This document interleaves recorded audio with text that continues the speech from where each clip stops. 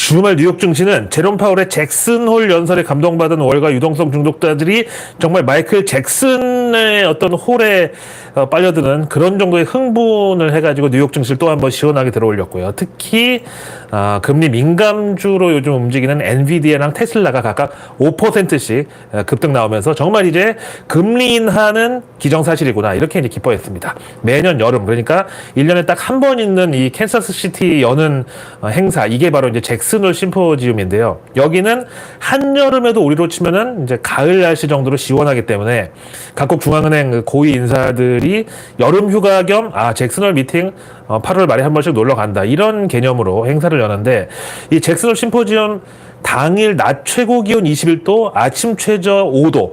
야, 진짜 최적의 날씨죠, 정말. 우리 그 천고마비의 계절, 10월 이 가을 날씨처럼. 하여튼 이런 상황에서 마침 연준의 9월 금리 인하 가능성도 지금 전 세계 금융시장의 이제 화두인 만큼 제롬 파월 연준 의장 연설이 화제를 모았습니다. 마침 타이밍이 미국 증시 금요일장 개장 1시간 만에 이 연설이 잡혀 있었거든요. 그래서 이제 보통 이런 공식 일정, 특히 이제 연준의 경우는 뭐 전 세계 기축통화인 달러의 수문을 조절하는 그런 팔당댐 관제 시스템 역할을 하기 때문에 여기서 방류량이 어떻게 결정되느냐에 따라서 뭐 홍수도 날 수 있고 가뭄도 날 수 있고, 그런데 하필 그 중에서 제일 중요한 연준 의장 연설을 이렇게 미국장 오전 장중에 떡하니 잡아놨다는 것은 사실 의도한 바가 없지 않다고 봅니다. 정 그런 노이즈가 싫었으면은 장 끝나고 오후나 저녁 때 연설 잡아도 됐을 거 아니에요. 거기다가 사실 현재 여기 지금 태평양 건너 방구석에 있는 저조차도 다음 9월 FOMC에서 연준이 금리 인하를 때릴 기대감이 120% 선반영되어 있다고 말씀을 드리는데, 그런 만큼 이번 제롬 파월 연준 의장 연설에 대한 눈높이가 상당히 높았고요. 정말 이 자리에서 다음 9월 FOMC에서 금리 인하를 안 하면 내 손에 장을 지진다급의 발언이 나오지 않으면 아무래도 실망할 여지가 크다고 해서 제가 지난주 내일 뉴스에서 말씀드렸는데, 근데 그 어려운 걸 또 제롬 파월이 해냈습니다. 이 자리에서 참 워딩이 저는 또 서프라이즈였는데, 연준 의장이 그런 자리에 있는 사람으로서 쓰기 힘든 표현이 나왔어요. 바로 The time has come, 우리말로 때가 됐다, 이럴 시간이 왔다, 뭐 이런 표현인데요. 보통 이제 영화 대사에서 뭔가 주인공이 큰일을 앞두고 있거나 아니면 뭔가 비장한 각오를 발표할 때 쓰는 표현이니까 상당히 감정적이면서도 과장된 느낌을 주죠. 이 무슬림 테러 단체들이 협박 영상 같은 거 보낼 때 거기서 The time has come 막 이 표현 하잖아요. 근데 뭔데 도대체 때가 됐냐, 시간이 왔냐, 바로 금리 인하를 수식하는 표현이었던 거죠. 그래서 이제 변호사 출신답게 평소 워딩에 상당히 좀 신중한, 그리고 또 이제 전 세계 기축통화인 달러의 수급을 결정하는 연준 의장 이 제롬 파월이 공식 석상에서 입에 담기 힘든 표현인데, 바로 그 말을 제롬 파월이 해냈습니다. 그래서 이제 외신들은 앞다퉈서 이 더 타임 해즈 컴이래 이렇게 막 보도했고요. 현장에서 그 제롬 파월이 더 타임 해즈 컴 딱 말 시작하는 순간 바로 기자들이나 이거 지켜보던 그 뉴욕 증시 그 브로커들이 야, 이거 게임 끝났어 이제, 돈 냄새 오진다, 이렇게 해서 나스닥 지수는 유포만한 장대 양봉이 출현했고요. 그리고 달러 인덱스, 미국채 금리 동반해서 급락 나왔고, 또 앞에 말씀드린 엔비디아, 테슬라처럼 최근 유동성 민감 주식이라고 진짜 연준 금리 인하 가능성이 온갖 파생 상품이랑 프로그램 매매까지 양태처럼 몰고 다니는 이런 종목들의 매수 주문이 한꺼번에 이제 쏟아졌습니다. 이미 때가 됐다는 거는 당장 연준이 금리를 내려도 적당하다는 건데, 문제는 다음 FOMC가 9월이라서 한 달 남았으니까 그만큼 그럼 늦는 거 아니냐, 그럼 늦은 만큼 금리 인하 폭을 0.5%포인트로 올려줘도 되는 거 아니냐, 이런 식의 해석이 또 월가 유동성 중독자들 사이에서 퍼졌습니다. 근데 이 와중에 저 연설 때 뒤에 있는 저 잭슨홀 포스터는 그 발렌타인 양주 껍다구랑 비슷해 보이는 거는 저만의 생각인가요? 저거 보니까 갑자기 술 생각이, 죄송합니다. 지금 이런 중대한 얘기를 하다 갑자기, 근데 진짜 비슷하지 않아요? 이거 진짜 이거 노린 거 아닌가요? 이거 협찬 아닌가요?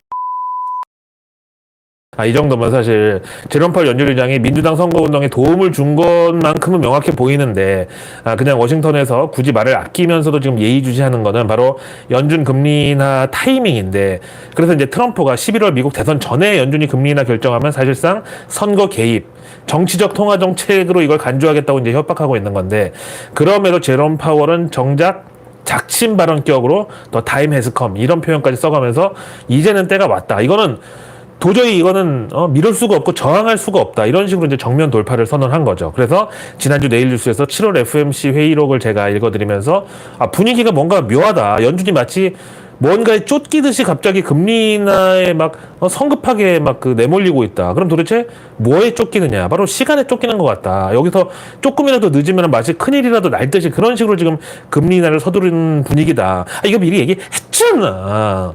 하여튼 월가 하우스들도 제롬 파월의 그 높은 기대치를 또 한 번 충족시킨 이 발언에 대해서 완전 서프라이즈하다는 반응이었고, 사실 9월 금리 인하 이 시나리오는 소산유팔, 즉 소문에 싸서 뉴스에 파는 이게 더 긍정적일 거라고 생각하는 월가 트레이더들이 더 많았음에도 불구하고 하방 포지션은 일단 올스톱하자, 이런 날은 진짜 못 먹으면 그건 병신이다, 이런 식으로 그냥 무지성 매수세가 주말 수급을 장악해버렸습니다. 그래서 저는 과연 주말 뉴욕 증시 추가 급등에 우리 K 증시는 이제 추석 연휴에다가 금투세 노이즈도 이제 본격적으로 올라오고 있는 상황에서 이걸 과연 호랑이 등에 올라타야 되는 건지, 이제 그러면 호랑이 등에 올라타는 거는 어떻게 탄다고 치는데 내려올 때 이제 큰일 날 수가 있죠. 아니면은 이번에야말로 떨주볼팔, 즉 치고 빠지기 전략에 이걸 활용해야 되는지 지금 생각을 해보고 있는데, 그 힌트를 월가 메이저 플레이어들의 발언에서 한번 찾아볼게요. 일단 로이터에서 인터뷰한 거를 보면은 제목에 9월 금리 인하에 그린라이트가 켜졌다, 이렇게 박아버렸는데, 먼저 매시로우 측에서는 9월 금리 인하에 대해서 파월은 시장 기대치를 만족시켰다고 평가받지만 평소에 늘 하던 대로 데이터 디펜던트, 즉 앞으로 나오는 경제 지표들에 따라서 결정하겠다는 전제를 또 잊지 않았다. 그래서 여기 매시로우는 9월 금리 인하 폭을 현재 0.3%로 추산하고 있대요. 그러니까 0.25냐 0.5냐 이 사이에 에서 아직은 0.25 쪽에 좀 더 가깝다는 거죠. 자, 근데 이제 정작 외환 시장에서는 연준이 다른 주요국 중앙은행들보다 금리 인하 의지가 좀 강하다는 점에 달러 가치가 하방 압력도 큰 상황인데, 실제 연준의 금리 인하 경로는 이제 앞으로 따라붙을 다른 중앙은행들보다 더 빠르거나 크지가 않을 것 같다. 그래서 결국 환율은 다시 올라갈 수밖에 없고 달러 가치도 다시 상승할 수밖에 없다고 보는데, 지금은 그러니까 좀 과도하게 많이 내려갔다는 거죠. 그래서 사실 우리 입장에서 제일 우려스러운 부분이 바로 이 환율인데, 당장 우리가 이제 새로운 한 주를 시작하는 데 있어서 원달러 환율이 또 떨어지면은 외국인들의 수급에 악영향을 미칠까봐 이게 걱정인 거죠. 실제로 주말 뉴욕 한시에서는 원달러 환율 1320원대까지 계단식으로 또 한 칸 내려왔습니다. 아시다시피 이제 외국인들은 한국 주식의 이제 기본 환차익은 항상 감안해가지고 비중 조절을 하고요. 지금 환율이 안 그래도 이제 단기간에 많이 내려와 있는데, 그럼 지금 이럴 때 들어오면은 환율 여기서 판등할 때 환차익 먹을 수 있냐, 이건 이제 우리 생각이고요. 실제 외국인들은 환율이 너무 낮아도 너무 높아도 그럴 때는 절대 안 삽니다. 그만큼 원달러 시장이 리스크가 크기 때문에 일단 적정 레인지를 벗어나면 어디 한쪽으로 그냥 치우쳐버릴 우려가 크다는 데 주의를 하는 거고, 또 한국 경제에 있어서 환율이 너무 낮으면 사실 뭐 K증시 시총 상위주들 다 수출 비중 큰 그런 기업들인데, 뭐 환율이 낮으면 여기 실적이 안 좋아진다는 거 뻔하고요. 그렇다고 또 환율이 너무 높으면 K 주식이 안전자산 달러하고 가장 반대편에 있는 자산이라고 생각들 하기 때문에 또 안 사는 거죠. 그다음에 스탠다드 차타드 뱅크는 파월 의장 연설에 달러 약세, 미국채 금리 하락, 이거는 그 폭을 봤을 때 아직 0.5%포인트 금리 인하는 확신하기 힘든 그런 투심인 것 같다. 그래서 만약에 연준이 첫 금리 인하 폭을 0.5% 빅스텝으로 시작한다면 그 또한 경기 둔화에 대한 어떤 선제적 조치일 것이므로 그다지 좋은 게 아니라는 분석입니다.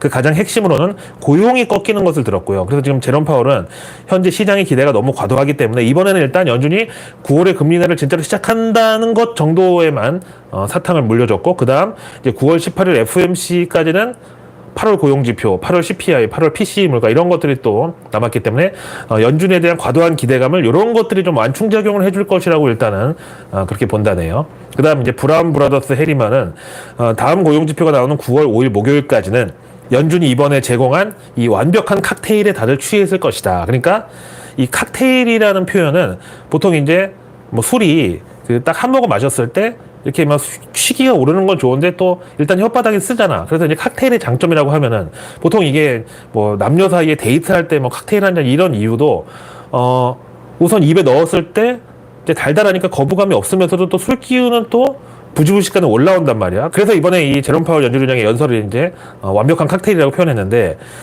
술이 취하는 건 좋은데 그 술 맛이 쓰니까 그걸 없애주려고 이제 칵테일이라고 만든 게 이것저것 섞어가지고 이제 내 맛도 네 맛도 아닌 뭐 이제 이런 건데 딱 지금 연준의 스탠스가 이제 고용 둔화에 대응하기 위해서 금리 인하로 유동성을 완화를 시켜주는 건데 그 유동성이 바로 알코올이야. 근데 그 부작용이 고용 둔화는 경기가 안 좋아지는 거니까 맛이 쓰단 말이야. 그거를 못 느끼게 하려고 탄산수나 올리브나 이런 거를 갖다 막 넣는데 바로 이번에 잭슨홀에서 파월이 준 칵테일이 그거다.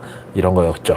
그 다음에 이제 인제니엄 애널리틱스는 현재 자기들은 9월 FOMC에서 0.5% 금리 인하를 예상하는데 만약에 9월 5일 고용지표가 지난번처럼 충격적으로 안 좋다면 0.75%포인트 금리 인하도 9월 FOMC에서 배제하지 않는다고. 그 이유는 제롬 파월이 지금 0.25%포인트 금리 인하는 이미 뭐 나온 것처럼 자기가 이제 보증한다는 식으로 얘기를 했고 그 다음에 0.5%포인트 빅스텝 금리 인하도 이제 가능하다는 식으로 문을 열어놨는데 여기서 고용이 추가 악화됐는데 0.5%포인트 금리 인하만 실시하면은 그 효과는 제한적일 수밖에 없다. 그래서 결국에는 눈높이가 올라간 거를 감안하면 연준이 9월에 0.75% 금리 인하를 실시할 수도 있다. 다만 고용지표가 살벌하게 망가졌을 경우 저는 바로 이 대목이 현재 제롬 파월이 민주당 선거운동을 도와준다고 생각하는 거예요. 아시다시피 이제 미국의 고용이라는 게 뭐 항상 좋기만 했나요? 또 때로는 미국 실업률 급등하는 상황에서도 연준이 유동성 버블을 더 경계한다고 일단 버티라고 금리 안 내려주고 이악 물고 그렇게 금리 고정하고 동결했던 적도 많았습니다. 근데 왜 이번에는 하필 미국 11월 대선을 앞두고 고용지표 한두 번 둔화가 돼도 연준이 즉각적으로 유동성 풀어가지고 고용시장을 지원해 준다는지 그 내막에 뭐가 있는지를 좀 생각해 본다 이거예요. 아시다시피 미국 유권자들의 표심에 제일 크게 작용하는 것 두 가지가 바로 고용과 소비인데 이거 둘 다 연준 유동성으로 얼마든지 지표 마사지가 가능하단 말이에요. 그래서 지금 이제 트럼프가 눈에 쌍심지를 켜고 지금 제롬 파월을 경계하고 있는 건데 그걸 또 개무시하고 이번에 제롬 파월이 정면 돌파 직진 선언을 해버린 거죠.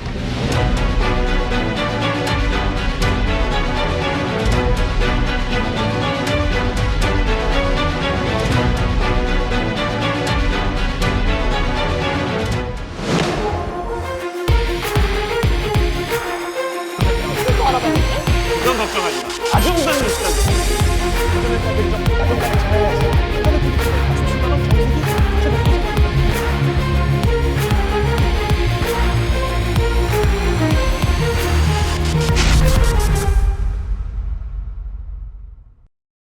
러나 반갑습니다. 이제 우리 K증시는 8말 9초 구간에 진입하는데요.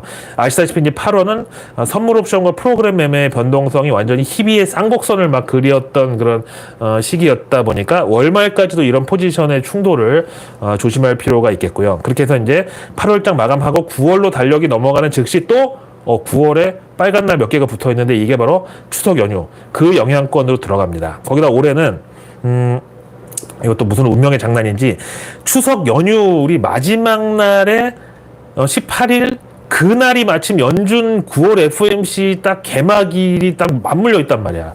근데 만약에 이번 FOMC에서 연준 금리 인하 폭이 0.25%포인트가 된다? 그럼 저는 당연히 이제 실망 매물이 쏟아질 수 있다고 보고요. 그럼 그런 일이 발생하지 않으려면 그 전에 증시가 너무 좋아서 뭐 어차피 경기 침체는 안 오는 거고 주식도 올랐으니까 금리 인하 폭은 0.25%포인트면 뭐 이 정도면 우리도 만족한다.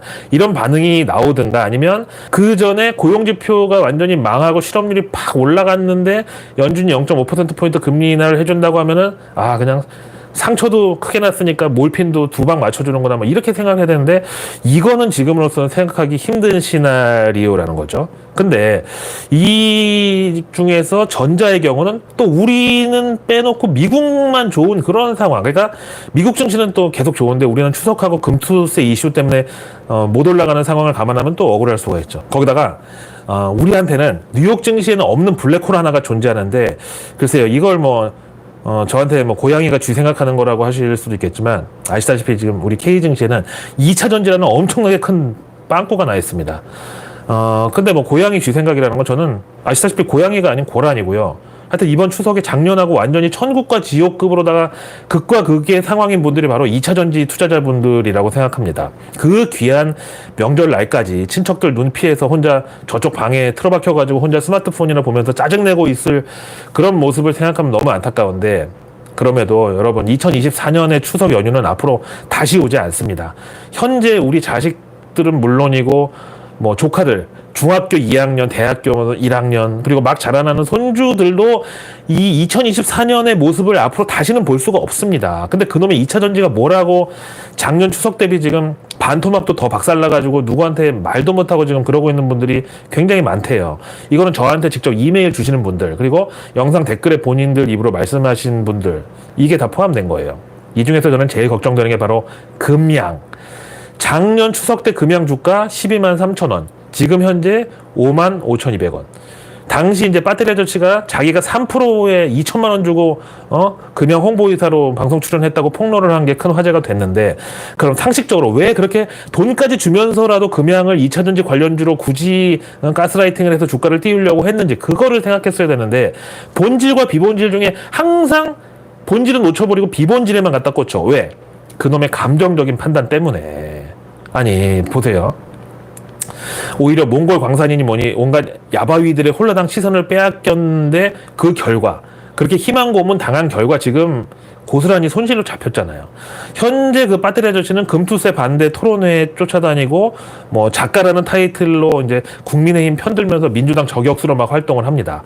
금양하고 에코프로 이런 데 주가 폭락한 게 마치 금투세인 양, 그게 이유인 양, 뭐 그런 식의 이제 상황인데, 현재 그 배터리 아저씨는 미공개 정보 이용에 대한 위반 등으로 자본시장법 위반 피의자로 조사를 받고 있는 것으로 보도가 나왔는데, 금감원에서 최초 조사할 때 진짜 이 사람이 금양의 이사로 일을 했는지 여부 파악하려고 그 금양에다가 미등기 임원 명단까지 다 확인했고, 심지어 사무실 자리 배치도까지 다 확인받았는데, 실제로는 그냥 용병처럼 금양이라는 회사에서 직원 신분으로 4대 보험 가입조차 된 적이 없었고요. 그냥 명함만 마이가리로 홍보이사라고 파갖고 다니면서 그냥 위탁받아가지고 업무 수행하는 그런 에이전트 역할을 한 거지. 그러면서도 금양 이사라고 여기저기 강의하고 유료 강의 판매하고 또 책까지 쓴 걸로 드러난 거예요. 근데 이제 중요한 거는 결과잖아요. 그 결과를 지금 표시하는 게 바로 주가고요.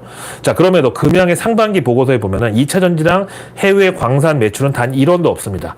그냥 원래 하던 발포제 사업이 전체 매출의 99% 차지했고요. 화장실 그 뚫어뻥 만드는 발포 고무, 그거랑 운동화 깔창, 요가 매트 이런 데 이제 주로 사용되는데, 그 발포제마저 요즘은 중국산 저가 원료로 만든 제품들이 온라인 쇼핑몰에서 거의 배송비도 안 되는 헐값에 팔리고 있잖아요. 그렇다고 무작정 뭐 기다리면 된다?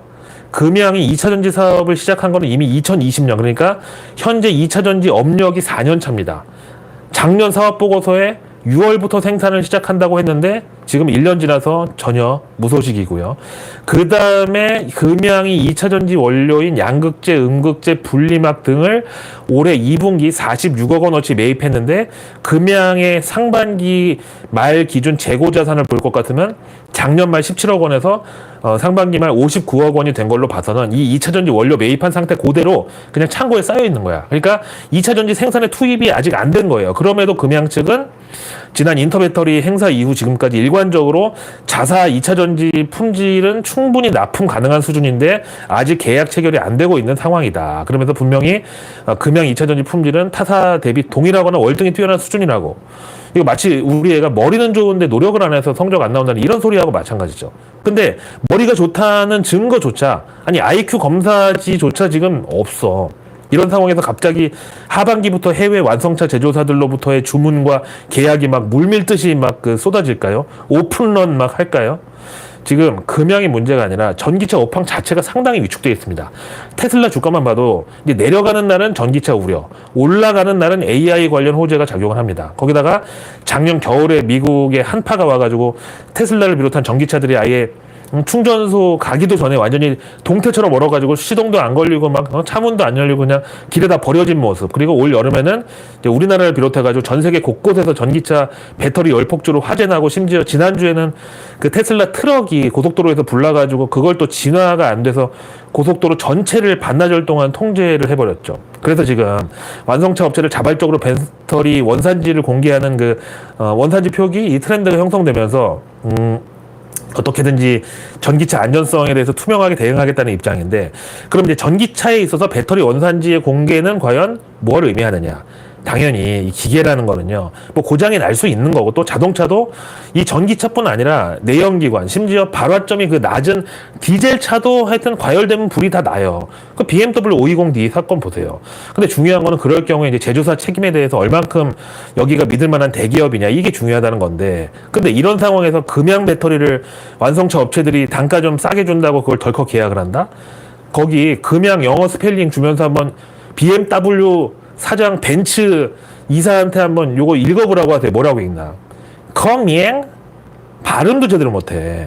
이러니 정부가 발표한 수출 데이터를 보면은 양극재 7월 수출 물량이 연중 최저치로 추락하면서 연간도 아니야. 전달 대비 월간 27% 감소했고요. 이거는 현재 유럽에서 전기차 전환에 가장 적극적인 런던 포그의 나라, 그 영국에서만 올해 전기차 화재 건수가 390건이야. 그래서 작년 대비 90% 증가했다는 거 보니까 이제 정확하게 전기차 보급 대수랑 화재 건수가 정비례해서 올라가고 있는 거죠. 이러니 국내 2차 전지랑 소재 제조사들이 해외 합작법인들하고 맺은 계약이 전부 다 나가리 되고 있는 거죠. 거기다가 그나마 화재 위험성 적은 LFP 배터리, 그 정말 그 배터리 아저씨가 쓰레기 배터리라고 했던 그 LFP 비중이 점점 더 올라가고 있어요. 그 다음에 이거는 또 에코프로 얘기인데, 그래서 이제 작년 8월 5일하고 8월 27일 두 번에 걸쳐서 에코프로 회장 여동생이 43억 원어치 주식 팔았잖아요. 당시 150만 원 위에서 쌍봉 두 번 딱 더블탑 나왔을 때 바로 그때 기가 막히게 두 번 딱딱 기가 막힌 정말 타이밍인데, 근데 아직도 에코프로 주가 이 완전히 엉망된 거를, 공매도 금지까지 됐는데도 시장 조성자 공매도를 금지해야 된다, 금투세 때문이다, 이런 식으로 평생 남의 탓만 하다가는 죄송하지만 내년 추석도 가족들하고 화목하게 지내게 될 가망이 없어요. 왜냐, 제가 봤을 때는 금양주주, 에코프로주주 거의 중복되는 사람이 대부분인데, 금양의 경우는 몽골광산, 4695 배터리, SM랩 상장 등등 지금 당장 주가 상승 모멘텀이 가까운 시일 내로 해결될 게 단 하나도 없어요. 자, 오늘 영상이 길어가지고 두 편으로 나눠서 업로드 해드리겠습니다. 한 편 보셨으면 다른 한 편도 의리로다가 시청 부탁드리고 구독과 좋아요, 알림 설정까지 잊지 마시기 바랍니다. 고맙습니다.